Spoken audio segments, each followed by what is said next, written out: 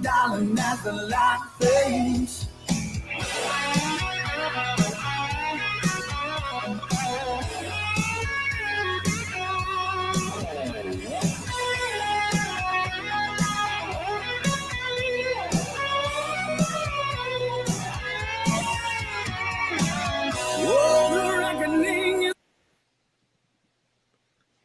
Hey there, it's Wes and Hop and Nathan Gillis from Blacktop Mojo. Welcome to Hop's Metal Show Live. We're thrilled to have Nathan with us, Grandpa Nate, as it says on the screen. And I wanted to make sure we got through the video long enough, and as the light fades, their newest video, to make sure you saw him. We're used to seeing him behind the drums, and he wails on the drum. It's fantastic, but I'd never seen him do a guitar solo. So how about we just start?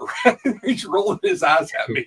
No, not at all. No, I think, being that it was a video that was very much, not performance based, we were trying to figure out, I guess the guys were kind of trying to figure out a way.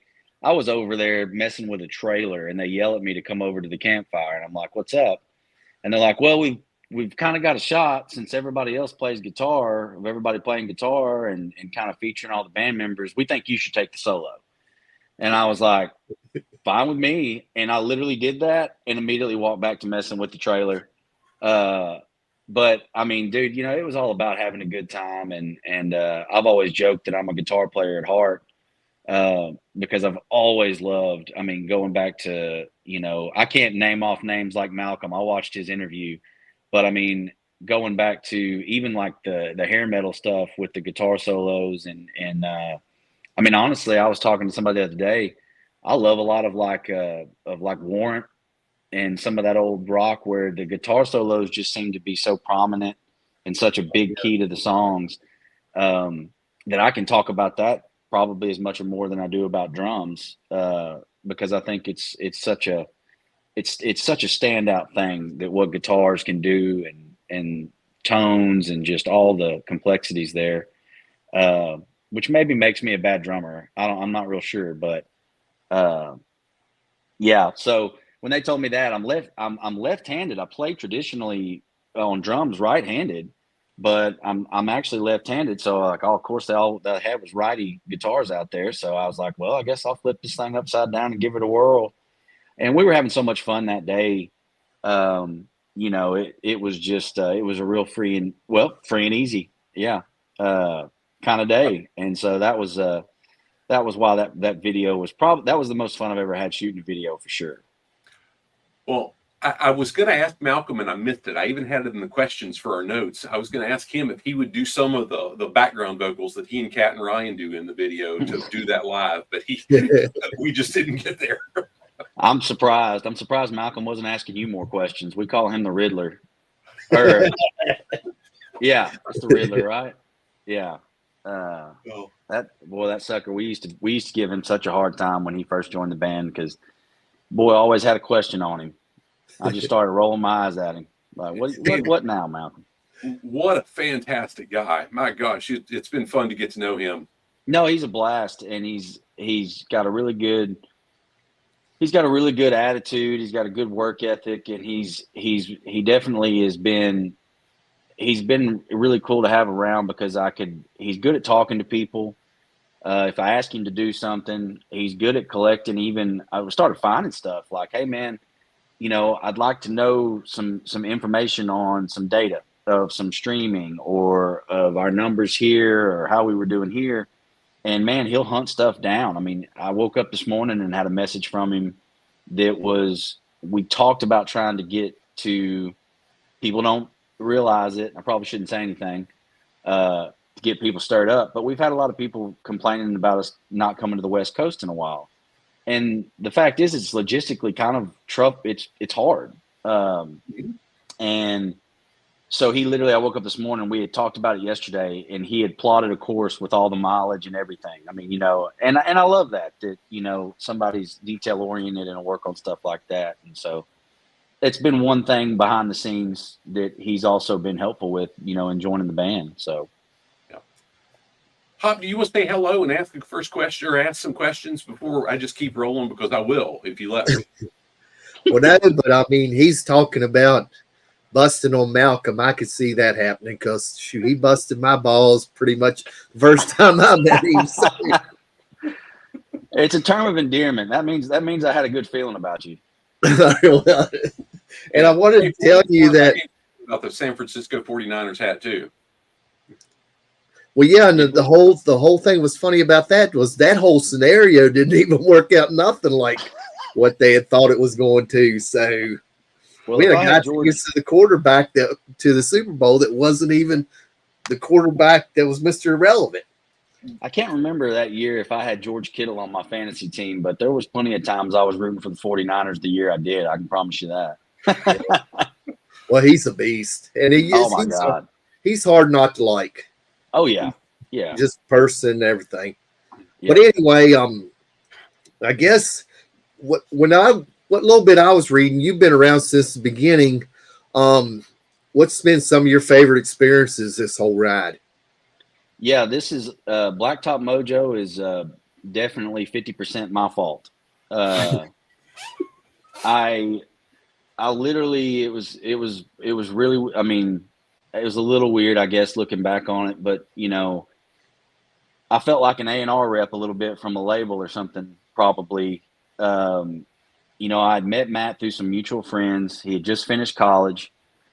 He was already lined up. He had an internship lined up for, I think, working for some sort of software company or something, I think in College Station, to get his feet wet after college. And we met that summer, and he was playing at the coffee shop in Palestine. That day, I watched a bunch of videos from him in college that he posted on YouTube doing acoustic covers. I said, man, this guy's really got a good voice, man. He's got a damn good voice. It's different. And, and it wasn't anywhere near where it is now then. I mean, but it was there.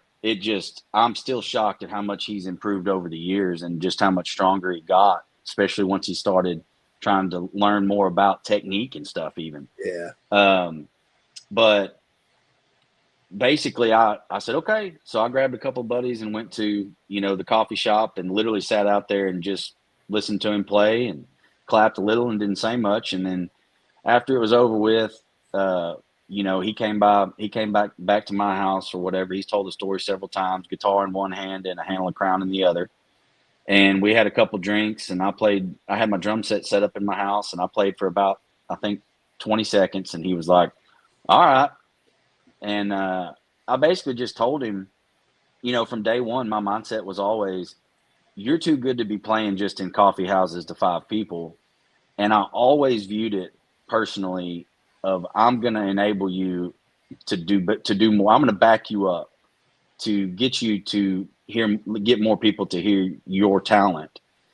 And so the inception of the band almost to me was more like, I'm going to get behind this guy and I want to get him heard, and that was really where my head was at when we started the band was this guy's too good to just do this. And, I had no prior knowledge of the music business more than anybody else. I'd played plenty. I'd done a couple of sessions in the studio drumming maybe, but very, very little, of anything crazy to speak of to that point. I'd done some playing in church growing up and had a little band out of that we played some church events and stuff. But, that was really all there was. But I had a feeling that even I could help somebody that had that much talent get to a little further down the road. So that's kind of the start of very initially, and to shorten down a long story out of that, we just went after it. We started trying to book shows. We were playing at first a little bit, just me and him. I started playing with like a kick snare and a hi-hat with him just to have something else with it. No bass, no electric, no nothing. And not long after that, though, we called a couple of buddies from high school, one of his, one of mine, and Chris and Ki joined the band, and then we just started playing every gig we could get, and you know, we weren't that bad, and you know, now here we are. That's a very shortened version of it. It's a cool version. You guys, I don't know the names Chris and Ki because I just haven't listened to the first album as much. That's probably, I've got it. It's right behind me. Yeah, me neither. I've never listened to the EP. Shame on me for that. But the second, specifically, second was just amazing. The third, I like even more. The fourth, and now Pollen is just, I can't take it out of the player. So it's grown. Man. So the musicians today are what I'm familiar with. I mean, before we went live, we were talking about our friendships with Chuck and, you know, watching Kat and Ryan and Malcolm. You guys have some freaking talented musicians. Yeah. Well, I joke with the guys all the time that, you know, guitar players are, you know, just losers in general.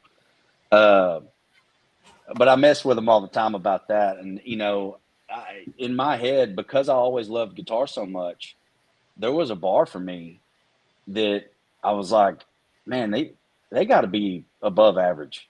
You know, I love guitar too much. Sitting back there behind everybody, playing the drums, once you get to a certain comfort level, you're really able to listen in real time. And so I hear the flubs, or I hear the stuff that's a little off, or I feel a little bit of push and pull against me. And, you know, I push and pull a little bit. We don't use a click. But most of those guys settle in with my tendencies too at that point, which to me, we've talked at length about just going ahead and playing to a click live. We could, but we always landed back on that we kind of liked the fact that you were getting a live experience. If it was a little faster than the record, if it was a little slower in some spots, or if it was a little bit of both, if it felt right, that was a dynamic to coming to see a live show. Well, that's what me and Wes always say, you know, that's part of playing live. If I wanted to listen to CD, I'd just stay home and throw it in the player, you know. Absolutely. I like to hear the errors and the stuff like that. It just makes it more real. Well, you've come to the right place if you're looking for errors. So it's off script a little bit, but I'll mention it. It was so impressive. We actually listened to Pollen on the way down. I got the CD. I'd been listening to it on. I'd never had Spotify. I'm still the CD guy, right? I didn't have Spotify until the CDs didn't ship. I'm like, well, gosh, I want to hear it. So I downloaded Spotify and I started listening. But when you played Please Don't Call live, it just blew me away how thick it was. I mean, I love it both ways, but live was like, damn, this is cool. Dude, I love that song, man. I mean, I don't know if you've heard this story because you guys have talked to the guys at length, but that song was really interesting because I think, to my knowledge, it was similar. Basically, we give Chuck credit for the chorus riff because it was very close to an idea that he had that gave Matt an idea. But that's all we had. We had the chorus, and as much as that makes up so much of the song and is probably arguably the most important part of the song, it doesn't fill out a song. Yeah, you still got to connect it. Yeah, we still got to start it and have verses and all this other stuff. And so we were getting ready to go to Nashville to start working on the song. And I know how it goes. If a song is not to a certain point, it's going to get thrown to the back of the list because we're gonna go after the ones that we've got the most ready. When you're on the clock in the studio and you're spending time to be there, you're not gonna sit there and go, okay, well, let's work out this idea that's got so much that it needs. So I literally swung by. You know, mostly the lyrics are Matt. I mean, 90% of the lyrics are Matt. But I've written some with Matt through the years, and I've written a few songs myself. And I've written some with Phil, our producer. So I go by Phil's and I'm like, man, if we don't come up with something, this song might end up getting thrown to the back burner. And I love the chorus too much to think this could end up getting lost in the mix. And so I was driving to the dump actually, and I had the verse melody for that song that ended up being what it became. and that's what I was trying to do. And I had my little girl at the time would have been, gosh, 9, 10 months, a year, somewhere in there, old. And she's in a car seat, and I've been putting off going to the dump. I'm like, I'm going. I don't care that I got to take her with me. I've just got a truck bed and stuff. I can pull in, dump it, and get on the road. So I was basically humming along this melody, and it was funny. She started like squalling behind me, like trying to make noises with me and stuff. So I told her that we co-wrote that one. But I go to Phil and I say, hey, this is my idea for the melody. And Phil starts playing the guitar part. So he actually wrote the verse guitar part. And we said, okay, we've got a verse, we've got a chorus, we can finish this song out now. And that ensured pretty much that song was going to make, at least see its day in the studio. And then once we put it all together, I was like, man, I'm really glad we did that, because I really enjoy that song. Now, probably one of my favorites, and really the more I hear it, the more I like it, is As the Lights Fade. I'm an 80s child, and me and Wes talked about it as soon as we heard it. It was like a Bob Seger, John Cougar, Mellencamp kind of feel. But I guess my question is, what is your favorite song on the new album? Wild Horses. Like Wild Horses. That's just got to be, because it might be my favorite song we've ever done. I really, really gravitated toward that song from the beginning. And, I literally told Matt he had the most important parts of that song ready to go. But the rough demo of his idea that he sent to me, I said, we got to finish that one together. And I went over to his house. We brought our buddy Alex Smith with us that co-wrote. I think he co-wrote on Tail Lights for sure. I think he co-wrote on Wicked Woman. So we haven't had a lot of writers in the room for most of our songs. It's mostly been Matt and the band, doing the music, and mostly Matt on lyrics. But we got together. I said, man, this song needs to be handled a certain way. It's a vibe. It doesn't need to be a structure, verse, chorus, bridge, whatever. I was like, that song needs to feel right. And I said, and I think I understand as good as anybody how that needs to feel. And so I went by his house, and dude, we put that, we basically wrote the rest of the song, the second verse, and we wrote what I would call basically the little bridge section there or whatever, with I've seen that look somewhere before, in the mirror hanging on the door. And I was like, dude, yeah, that's, I love that song. I love the way that song turned out. Who's doing the background vocals in that?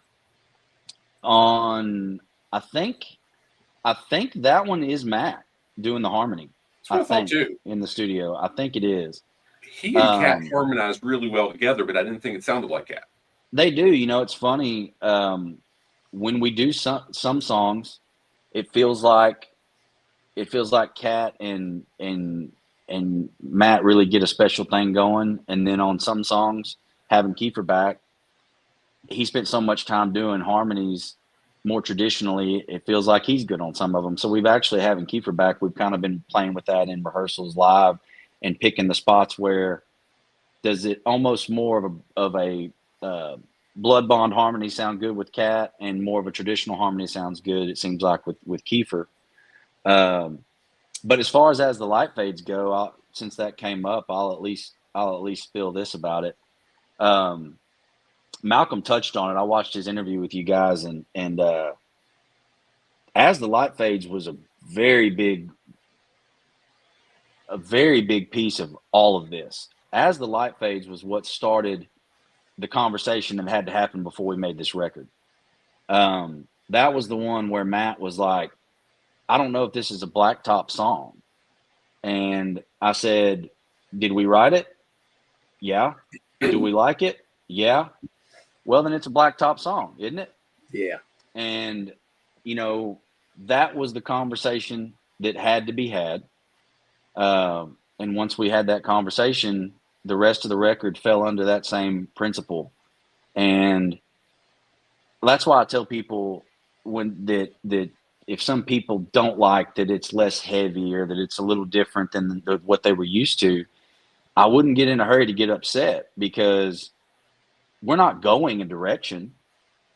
These are Yeah. just songs that we wrote that were us, that were where we were at the time. We're not going softer. We're not going poppier. We're not going any direction other than this is where we're at. We've always done it a little differently. Yeah. There's always been a, there's always been a tail lights, or there's always been an underneath, or there's always been a back home, even going back, and the ghost, the lashing. I mean, there's always been that element of some sort of blues, slower down jam. So if you weren't already used to us taking a few twists and turns along the way, I don't know what to tell you. You should have been ready for it. Well, and it I don't told- pigeonhole you neither. Yeah. I told this to Malcolm. I told mean, people the next record might be heavy as hell. I mean, there's no telling. I don't want to make that decision. The song should. Yep. Yeah. Yeah. I shared with Malcolm. I didn't immediately grab onto it, but now that I have, I love it. Top to bottom, fantastic.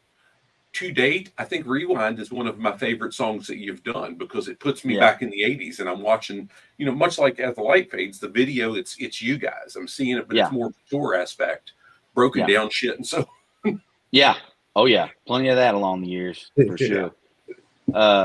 Yeah, man. And that's, I hate to sound like too much of a musician, artist, whatever, because I don't consider myself too much of one. That's the guys I look up to. But, what other way are we supposed to do it? I mean, if we're not going to try to serve the music, serve the ideas, if those guys sat down, because I'm pretty sure Weary I Roam, and I think I'm 99% sure As the Light Fades was Matt and Cat on the back porch at the old band house. And it's like, you're going to throw that away because you don't think it fits, what people expect of us? Man, that seems dangerous because then you're inherently filtering yourself. I think the only thing you can regret, I think the only thing that musicians and artists and bands could look back and regret is not being themselves. Because if you're yourself and people don't like it, then I can live with that. But if you're somebody else and they still don't like it, how hard would that be to live with? Yep. Yeah. So to your point, I mean, Hop and I are big Kicks fans from the 80s. Love them, the regional and so on. Love their music. I've never liked their second album, but we've also heard them say, hey, we don't like it either. It's the way the studio pushed us. It's the way our label pushed us at the time. Yeah. And we talked with Rick Rule, the singer from Every Mother's Nightmare, Hop, a year or so ago? Yeah. And he commented about their second album where their label says, hey, and he flat out told us, I don't like that album. I regret that album. Yeah. Yeah, he sold his soul. Yeah, he said he pretty much sold his soul. Yeah. When he wrote that album. Yeah, and I definitely don't want to speak too much to anybody else's experiences, but I mean, as far as my own, I try to be thoughtful and introspective, and especially about important things. And that was kind of the conclusion that I came to in a lot of areas of life is, how do I try to live my life with the least amount of regrets? If the music was going to be safe, then we had to do it a way that we were being ourselves and true to ourselves. Yeah. Well, so you're independent. You've put together Cuhmon Entertainment. You're doing your thing. Ain't nobody telling you what to do. It's yours, right? I mean, no, it's funny. I feel like I work for everybody. I thought having your own business meant that you didn't have to work for anybody else. I think it just meant you work for everybody. But no, I mean, at the end of the day, hell no. Nobody's shelving anything that we want to put out, and nobody's forcefully able to, stop us. Yeah. And hey, at the end of the day, you're right. I mean, that's something my wife and I battle. Ain't no one person can tell us what to do. We've still got to make sure it's viable. People will buy what we have to offer, but ain't any one of them going to tell me. No. Yeah. And, the one thing that I would say too, is that I don't mean at all to be dismissive to the people that have supported us, that got caught off guard, and that initially, and maybe still to this day, never came around. and I don't even mean it in a smart ass rude way. If you like the other records, go listen to the other records. Yeah. If you're disappointed in this one, like I said, wait for the next one. I mean, you know, we didn't take all of the other records down. We didn't steal all the songs that you liked that we had done to this point. And we're still playing them live. I mean, so it's like I said, it's with all due respect. I appreciate we have done everything because of the people that have supported us. I mean, there is a cult of cool people that have supported us emotionally, financially, and enabled us to do all of these things. And I do feel bad if somebody supported us and you know, pledged money or something, especially to help us make the record, and they're unhappy. I'm sorry. But we're doing it the same way we've always done it. Well, you saying goes, you can't please everybody all the time. No.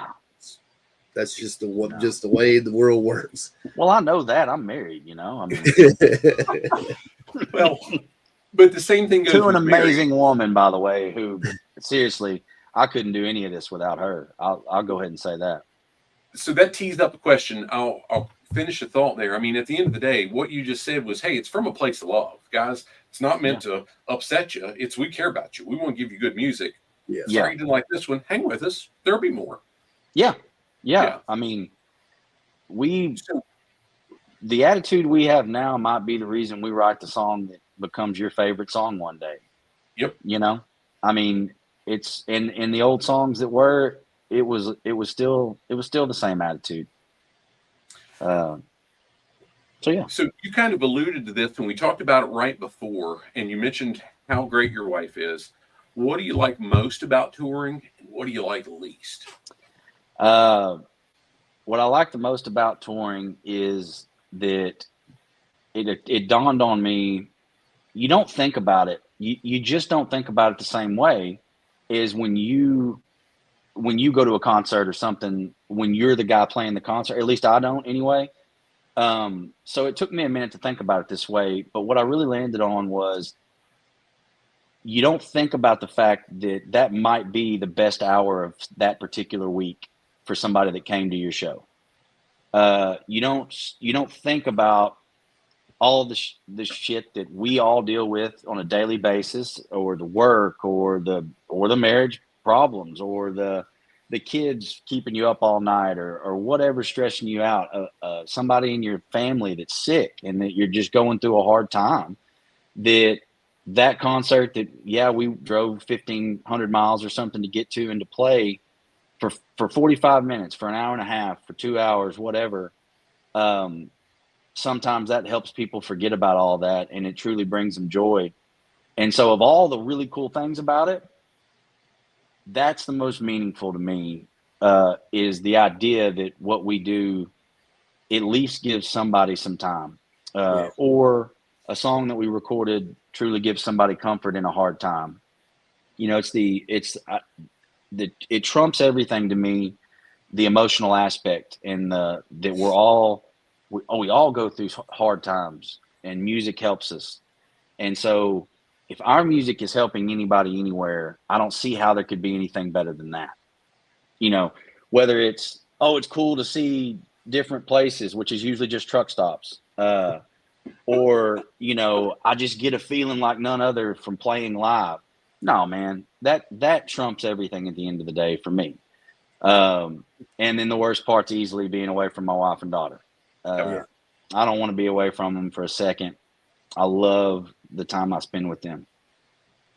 I cherish it. I miss them the minute we leave to the minute I get home, and then I miss them when they go to bed that night. I mean, I'm very blessed. Get a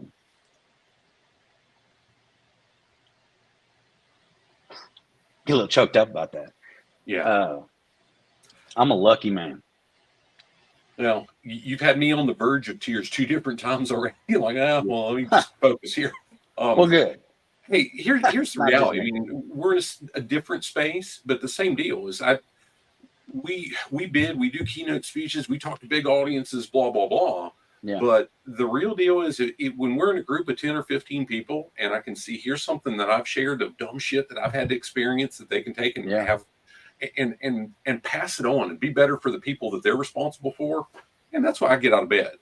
Yeah, man, the human element of life just keeps rolling, and people are going through different things. And we've had, we lost Matt's uncle a few years ago, who had been, when we'd go down to Houston, we stayed with their family. I mean, we're really blessed in that aspect as well as a band, as all of our families we've gotten close. I mean, I call Matt's grandparents grandma and grandpa, and absolutely loved Uncle Shannon and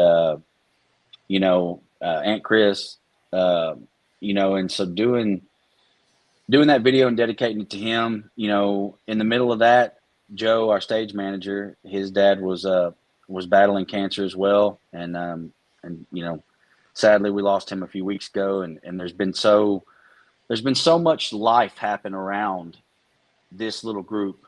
And between our friends and fans, you're just exposed to more of, if you know more people, you're just naturally going to know more people losing people and know more bad things that are happening if you stay in touch with more people, because that's the way it is. And so with all that life happening around us and with the journey that we've been on, and all the things that have come out of it, I mean, dude, the music is so much, but there's so much else,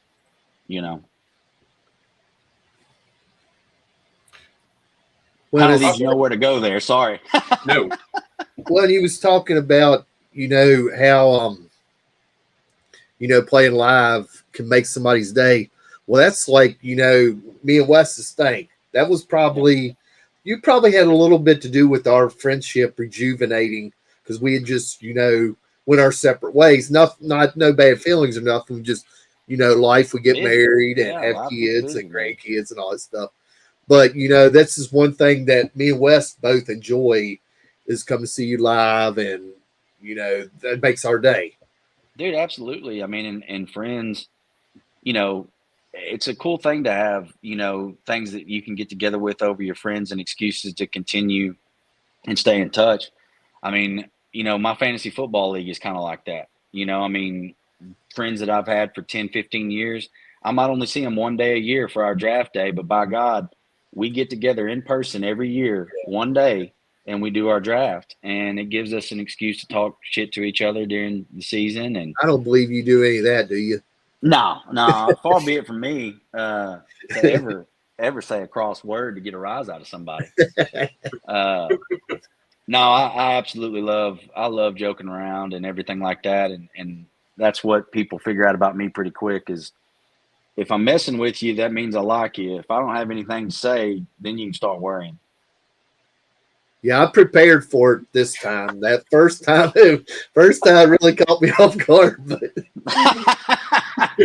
oh man, sometimes I get on one, man. It depends on the day too, and it depends on how recently I've showered. Sometimes I'm a little saltier, figuratively and literally, than others when we're on the road. And that's another thing that's been awesome about this whole experience is all you guys are awesome. I mean, you're just really cool people to talk music with, or just thank you, man. Really. I really appreciate you saying that, and not speaking for myself, but that's by design. There's no way in hell I was going to get on that tour bus with people that weren't cool. Yeah. So everybody that we've brought on to work with us that stuck around anyway, that was the first thing we asked was, do we get along with them? Are they a good hang? Are they cool? Are they going to be respectful to the staff at the venue that we're playing or the festival that we're at?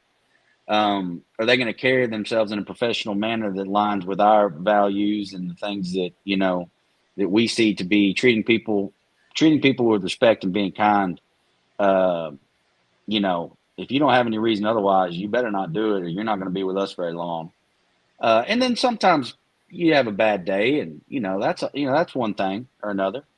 But Now we've made a concerted effort to keep the crew that we've had for years, and that most of the people we add don't leave either, because we're not the worst people in the world to work with. So Hop, that's baited me. I can't help myself. I want to take one, then you come back to number 5 and ask about that one next, if you're okay. But so Yeah. Nathan, I've been on the human resource safety. I've hired probably 1,000 or more people for the different companies and whatnot we serve, and I talk about leadership all the time and so on. I'm always hammering, hey, the skill's trainable, but if they don't fit the culture, who gives a shit? It's going to wreck something if they don't fit the culture. And I love that you said that, and it really leads me to one of the questions I've got. It seems like that you do a ton of the behind the scenes, and you alluded to it earlier about, hey, here's the level of people, and you just said it there about here's the character. Talk about that, what that looks like for the behind the scenes, the business stuff for both Blacktop Mojo, but also for some of the other things that you support through Cuhmon Entertainment and whatnot. Well, I don't. No offense to the packaging of that question, but you'll have to give my slow brain a little bit of a step-by-step process here. So, how do I want to start?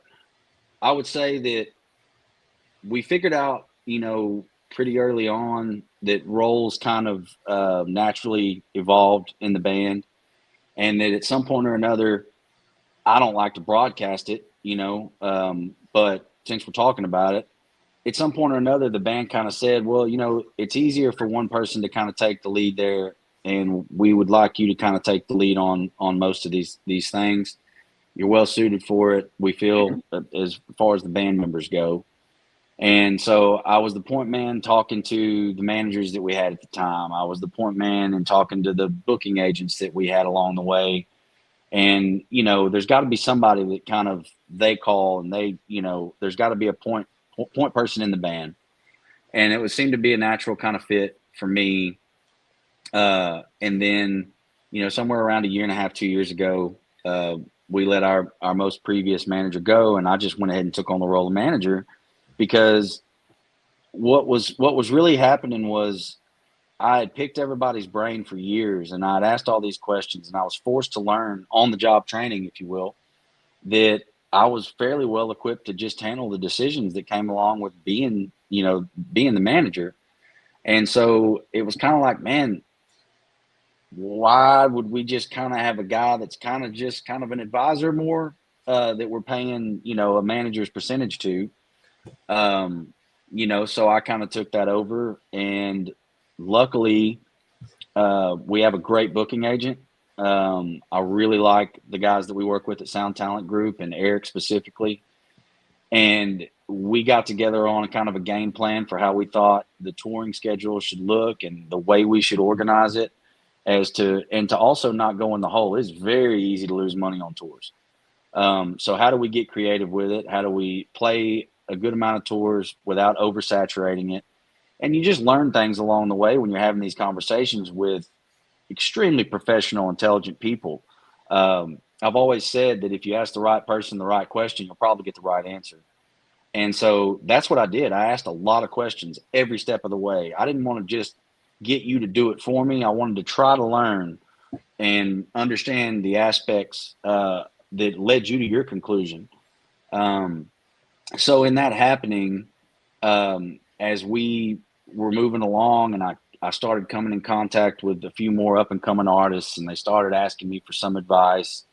And I really, really take that extremely seriously, because that's about the worst thing I could do, is give somebody terrible advice that's putting their whole life and effort into their career, and trying to get something started. But I also had a lot of compassion, knowing how tough it is to get a band off the ground.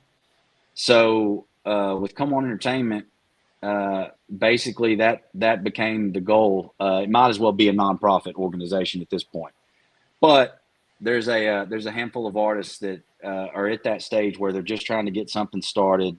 And when you see somebody that you think has talent, and you believe in them, and you believe in what they're doing, I have a hard time just sitting on my ass and not helping. So that was kind of what Cuhmon Entertainment was born out of, is at least until these guys get past my helping, if they need to move along to somebody that's better, smarter, more well-connected, so be it.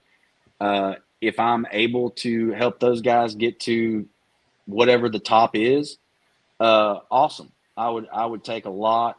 That means a lot to me. That's fulfilling to me. Yep. And I would love it, too, if it helped me. It eventually helped me provide for my family. But I've got to be completely honest.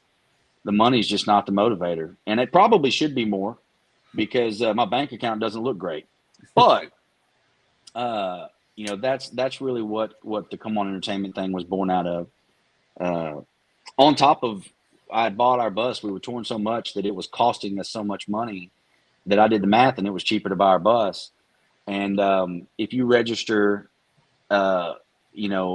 registering that bus in Montana saved a whole lot of money in taxes. So I formed an LLC in Montana, and it served a dual purpose for across the board for that kind of stuff. Once again, asking the right people the right questions. Nathan, one of the things that I tell every group we work with, and I've got to interact with some of Hop's managers and supervisors where he works and just different people. Hey, I don't care what the title is. Leadership's about taking care of the people around you. And that's what you just said. And the rest of that is if the guys said, Nathan, we want you to do this, they trust you. They know that, that the heart's there for it. And there's this, you mentioned playing in the church. So I'll say this and I'll turn it back over to Hop. There's this thing that says, as you sow, so shall you reap. Somewhere it's going to come back. We'll see. And, hey, so, it's law. It's not my law. So. It's law. Put corn in the ground. It's going to come up. Yeah. I can't say now, but it's going to come up. One way or another, man, and I don't care if that, who knows how the universe truly works, but I'd like to think that, health is wealth. If that's the way that it manifested itself, is that my family was safe and my family was healthy. Yeah. I don't care. That's kind of the way I am. It's like, I'm a big part of, keeping my family, putting a roof over their head and, doing what I need to do at the end of the day, but still feel like I'm being true to myself. Yeah. That's the balance. That's always going to be the journey, is finding that balance. Yeah. We touched on this. I don't think it was in the interview. It might've been when we talked before this, but, you was talking about touring. What do you enjoy the most and the least? I told you the wrong one, Hop. I did ask him that one. Number 6. Go that one. Sorry about that, dude. I did ask that. All right. Well, we can touch that one up. Thank God for editing. Yes. Amen. I say that in the studio all the time. But I guess the last 3 times we've seen you, you've been the opening act, and sounded like you might be doing a main act, which would be pretty awesome for us. Me and Wes talked about down in Richmond. The only thing that sucked about that show was it was too short. Man, that was a fun one, man. God, that was a fun show. And I was still nice and early in the tour and healthy then. My back wasn't hurting yet. Well, yeah, man. We love getting to open, especially opportunities like the Clutch thing, man. And those guys were so nice to us. And it was just such a great opportunity for a band at our level and where we're at and everything. The headlining stuff's fun too, though. I mean, I honestly love, there's great things about both, but from our side of doing a full a headlining set, it is kind of fun because we feel like we've got more room to ebb and flow with the set. We have time to take it up at the beginning, bring it back down, play some of the bluesier stuff or the slower songs that a lot of people do still like to hear, but then still bring it back up and, leave everybody with some energy as well. Yeah. So on our side of it, there's really cool sides or elements to both. But I'd say I like them. I'd say I like them equally, and they really do level out pretty good for us on our end. But I appreciate you saying that. It's always nice to hear people wanting to hear us play more. Well, everybody that we've talked to from the band, just know each time that I've been to see you, it's been only to see you. When there's been another band that's been kind of cool, that's a bonus. Native Howl, great guys. Loved getting to know them. Great guys. Sweethearts. yeah, but there's never been another one I've been like, okay, you guys were it. Well, thank you, man. And thanks for supporting us too. Oh, Anytime. it's fun. We enjoy it a That's bunch. Perk. Hop number 9 is yours. Clearly, you want to do that, and we'll maybe pull the full interview to the end, and then we can transition over to this and that. All right. Yeah. I know me and Wes talked about we're huge Kicks fans, and we both think Steven Tyler's just, he's been doing it forever. He's the man. But Yep. they both started out on drums, and they're both great lead singers. Do we have a singer? Do you do any singing, or thought about doing any singing, or? You ever heard the term career suicide? I mean, I'm pretty sure it's my fault that we had to remodel our bathroom from singing in the shower, so absolutely not. There will be no singing. No, I'll sing along with the guys that, like I said, I get behind good vocalists and try to support them. That's what I do. What you did say, that was part of the reason you built the band, was Matt you felt like he needed to get out of the coffee shop. So yeah, man. And I think Matt's right around 5 years younger than me. Maybe, yeah, I think it's 5. And it's just funny how things work out. I had bought a house, I had set up roots. I figured the odds were I'd never find guys that I meshed with as people, as artists, musicians, whatever you want to call it, that we had a creative, that we meshed on every level of personality, work ethic, not doing drugs. I didn't think the odds in Palestine, Texas were very good that I was going to find a situation, and I was content with working a job and having a more traditional life. And I just bought a house. So, I was really digging in, to that being where I was going. So it was a whipsaw for my life as well. And, thank God, because it, of all the good and the bad that's happened, I wouldn't trade a damn thing for where I am now. Cool. In my life, like not just with the band.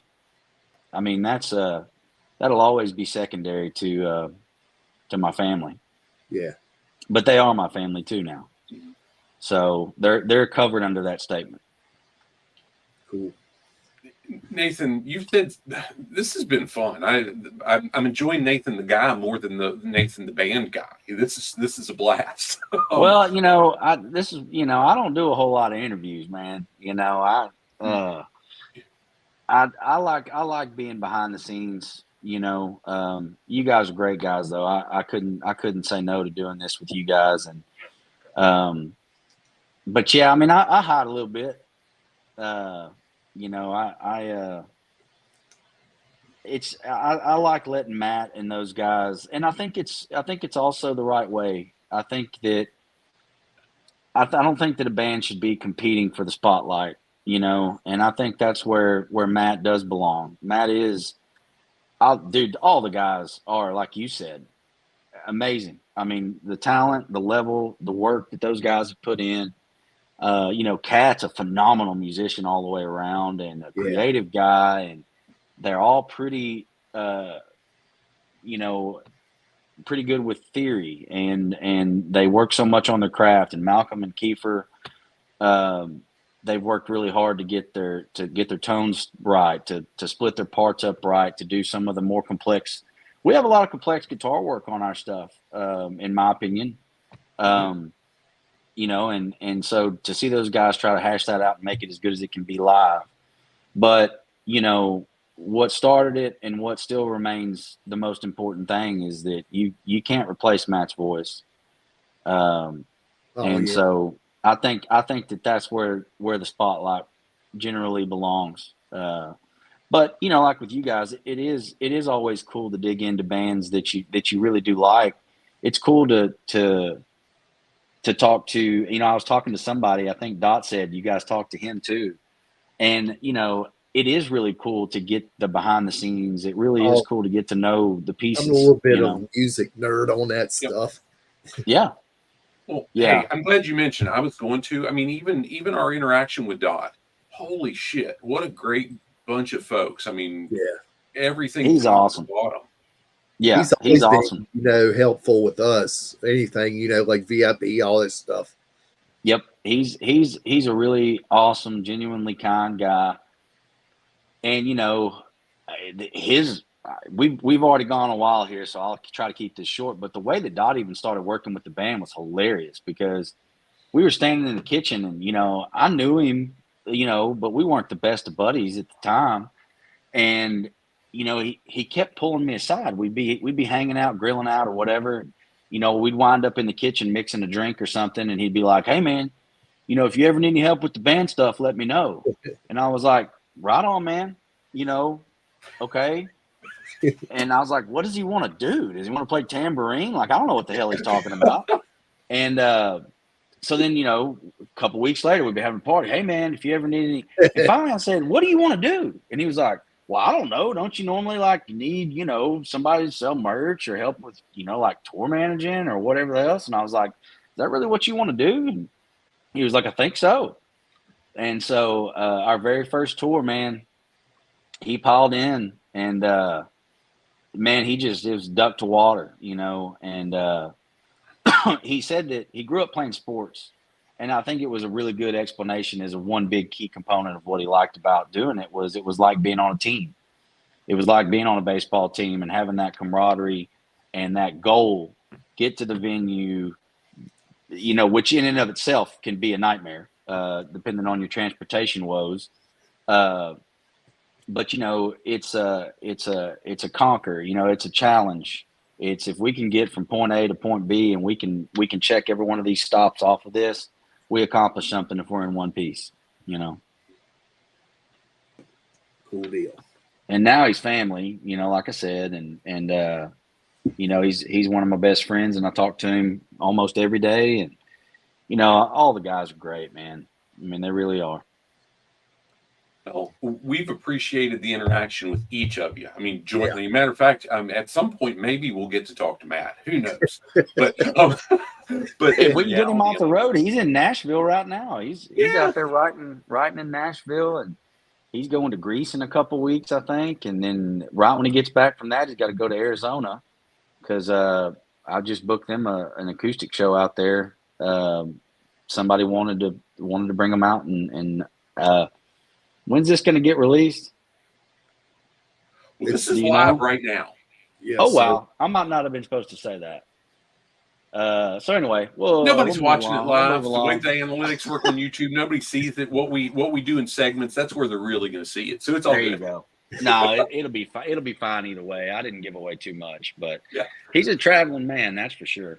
Hey, yeah. If he ever wants to talk to us, he'll let us know. I'm not going to bug him. No, It's all he'll good. do it. He'll So, do it. well, Hop, how about hit the this or that, and then we'll call it done. I mean, we've held Nathan a long time. This has been a blast, though. My gosh, Yeah, what fun. this has been Oh awesome. no, man, I enjoyed it too, guys, and I just got to go weed eat. So you're just keeping me out of the heat for a little longer. Yeah, I had to weed eat before I had to set up this. So I feel your pain. Yeah, I got to put my Terminix suit on and everything. After that, we got scorpions out here. Well, we ain't got all that. So you might run across a snake or something. That's about it. Oh, we got them too, boy. I don't know. I'm not sure if you're familiar with this or that, but it's usually just Well, yes. thanks to Malcolm. Thanks to Malcolm, who I think did a very poor job during this segment. I'll try to make my band look a little better here with doing better than him. But yeah, that like I said, there's no wrong answer, and I've got one I want to add in here. Maybe I just want to make a comment. Me and Malcolm got talking about the Crew '94 album with John Corabi, and I know you're a drummer, and a lot of people comment on Tommy Lee's playing, how good it is on that album. What's your thoughts on that album? Oh boy, I am not a big. I'm not a big Crew fan, man. I respect the hell out of them, But that's one area where drumming to me, not specifically Tommy Lee, literally just a any kind of kickstart my heart kind of stuff like that.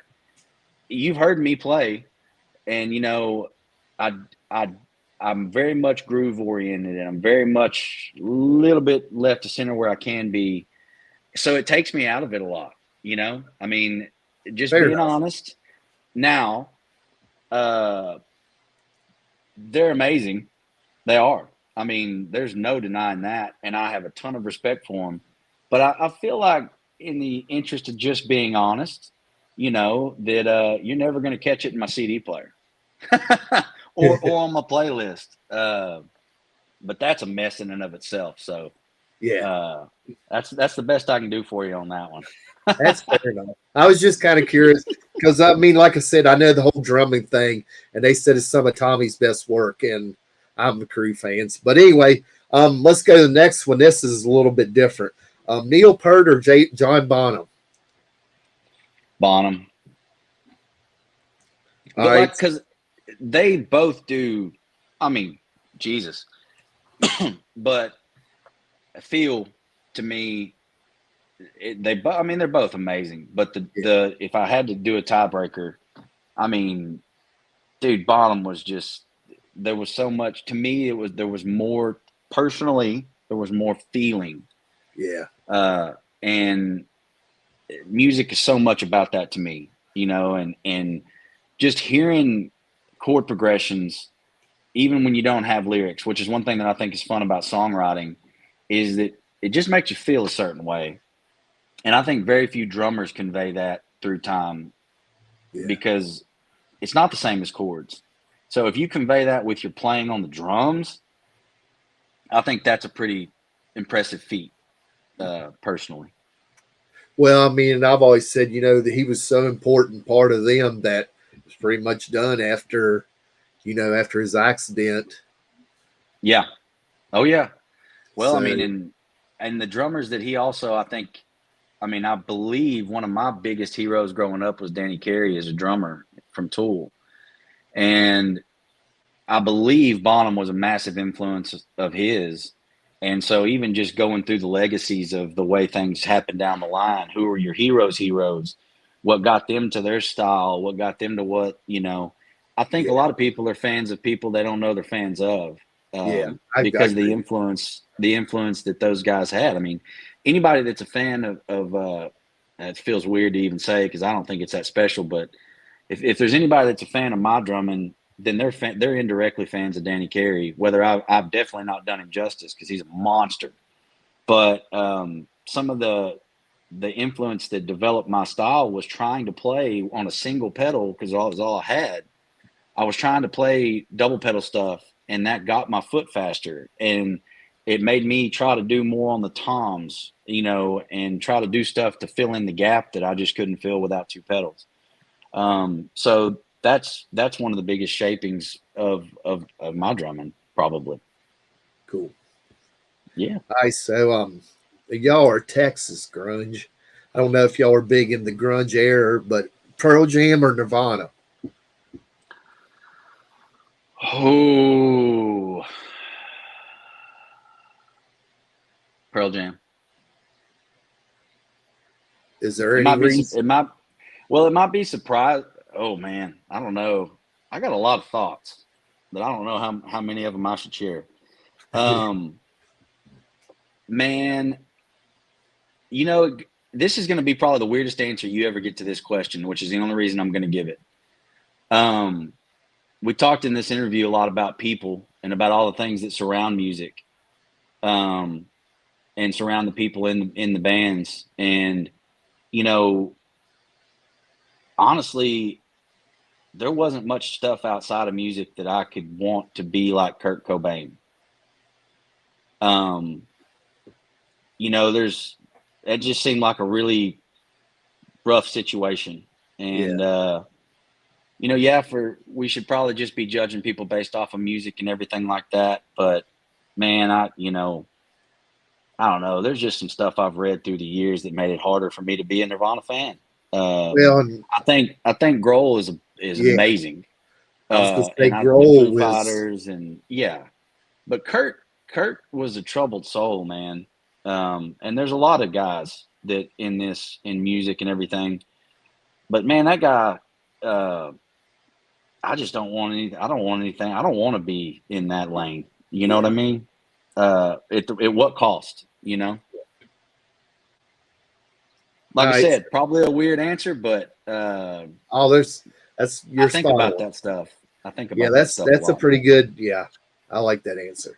All right, so next one. This is from our air. Poison and Cinderella. Oh, my wife's on.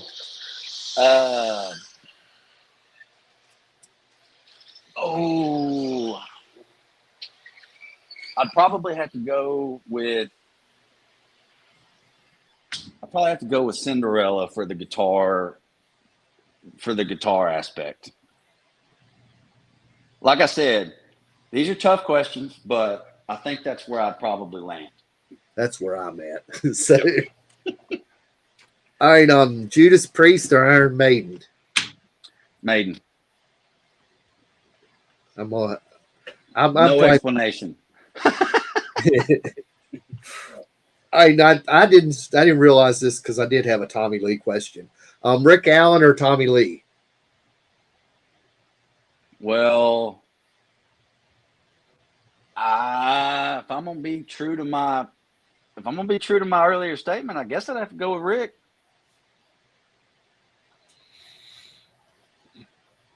All right. If I got to think about, I think I'd have to do that. Hey, fair enough. Like I said, no wrong answers. So. There's some thoughts going through there, though. I know, I get it. All right. So this one might be a little tougher here. I'm not sure. Aerosmith or Led Zeppelin?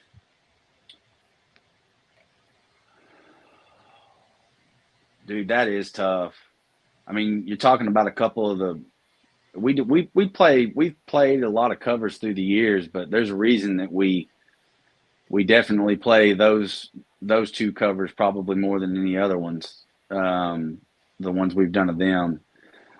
Man, that's tough. That's really tough to me because I remember when like Jaded came out. Like I love the drum part to Jaded by Aerosmith. But like I said, man, through my heroes and everything, on top of just, man, you got to go with Bonham. Come on, man. I mean, well, technically, Steven Tyler, he was the drum teacher from the way Joey Kramer talked about his book that Steve was really hard on him because he used to be a drummer. So, yeah. Oh, man. Dude.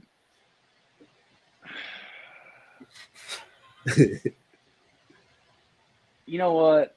I'll go Aerosmith. Final answer. I really like a lot of the different stuff that they did, and I like that they did.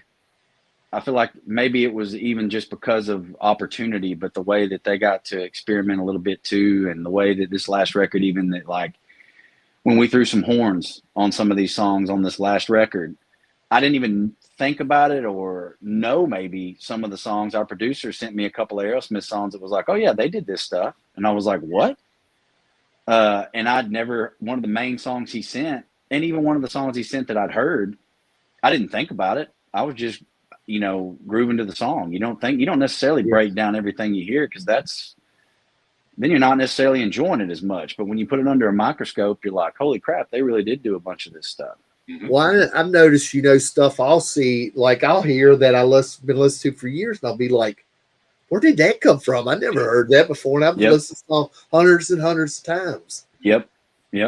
It's cool to sit back and just take in music, or to roll down the road and not be picking it apart, just enjoying it, So I don't think there's anything wrong with that. I think it's cool to do both. All right, so here's your final one. This one, I don't know how you'll feel about this too. Eagles or Skinner?